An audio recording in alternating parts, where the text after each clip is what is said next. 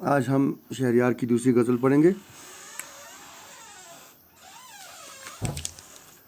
زندگی جیسی توقع تھی نہیں کچھ کم ہے، ہر گھڑی ہوتا ہے احساس کہیں کچھ کم ہے۔ گھر کی تعمیر تصور ہی میں ہو سکتی ہے، اپنے نقشے کے مطابق یہ زمین کچھ کم ہے۔ بچھڑے لوگوں سے ملاقات کبھی پھر ہوگی، دل میں امید تو کافی ہے، یقین کم ہے۔ آپ جدھر دیکھیے لگتا ہے کہ اس دنیا میں کہیں کچھ زیادہ ہے، کہیں کچھ کم ہے۔ آج بھی ہے تیری دوری ہی اداسی کا سبب، یہ الگ بات ہے کہ پہلے سی نہیں، یہ الگ بات ہے کہ پہلی سی نہیں کچھ کم ہے۔ پہلا شعر ہے، زندگی جیسی توقع تھی نہیں کچھ کم ہے، ہر گھڑی ہوتا ہے احساس کہیں کچھ کم ہے۔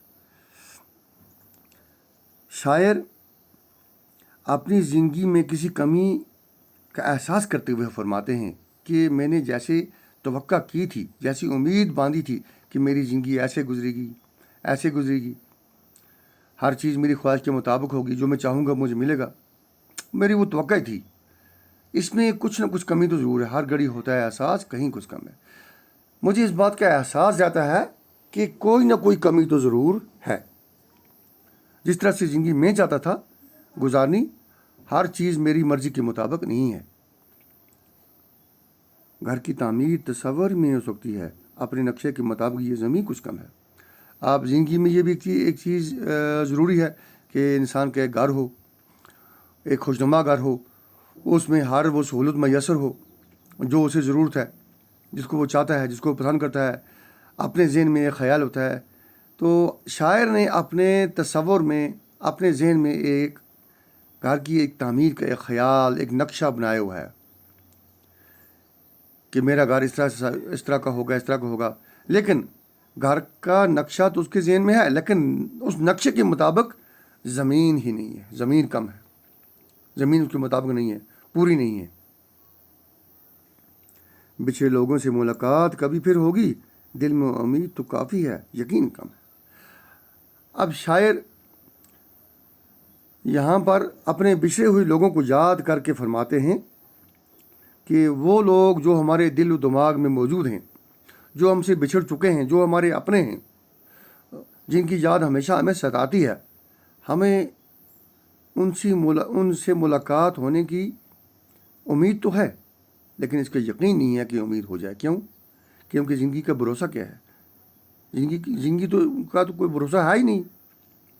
اس لیے ہم دل میں امید رکھتے ہیں کہ ہمیں کبھی کہیں نہ کہیں کسی نہ کسی موڑ پر ملاقات ہو جائے گی، کبھی تو حالات بدلیں گے، ملاقات ہو جائے گی، لیکن اس کا یقین نہیں ہے کہ ملاقات ضرور ہوگی۔ اب جدھر دیکھیے لگتا ہے کہ اس دنیا میں کہیں کچھ زیادہ ہے، کہیں کچھ کم ہے۔ شاعر نے پوری دنیا میں دیکھ لیا، ہر جگہ گھوما پھرا، ہر طبقے کے لوگوں سے ملا، ہر ملک کے لوگوں کو دیکھا، تو اس نے دیکھا کہ واقعی کوئی بھی شخص اپنی جگہ پر پوری طرح خوش نہیں ہے، تسلی بخش نہیں ہے۔ کسی کے پاس کچھ زیادہ ہے، کسی کے پاس کچھ کم ہے۔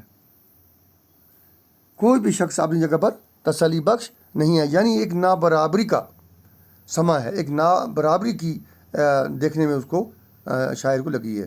کسی کے پاس کوئی چیز زیادہ ہے، اس کو اس کی ضرورت ہی نہیں ہے، کسی کے پاس کوئی چیز کم ہے جبکہ اس کو اس کی ضرورت ہے۔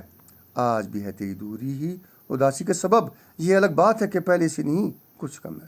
شاعر یہاں پر اپنے بچھڑے ہوئے اپنے محبوب سے مخاطب ہو کر فرماتے ہیں کہ اے میرے محبوب، تو مجھ سے جدا ہو گیا، مجھ سے بچھڑ گیا، مجھے اس بات سے میں اداس ہوں، بہت اداس ہوں، بڑی اس بات سے مجھے گھٹن رہتی ہے کہ میرا محبوب مجھ سے دور ہو گیا ہے۔ تو یہ اداسی مجھے اب بھی ہے، لیکن اب وہ پہلے سی اداسی نہیں ہے جو پہلے ہوا کرتی تھی۔ اس پہلی اداسی میں تو میں کبھی آپ سے ہٹ کے میرا خیال کہیں گیا نہیں ہے، لیکن آج بھی آپ کا خیال ہے، لیکن اس کے ساتھ میں زندہ ہوں، زندگی کا کارواں چل رہا ہے، زندگی کی بھاگ دوڑ میں لگا ہوا ہوں، اپنے لیے کچھ کرتا ہوں، کچھ گھر کے لیے کرتا ہوں۔ اداسی تو اب بھی ہے، لیکن وہ پہلی سی اداسی نہیں ہے۔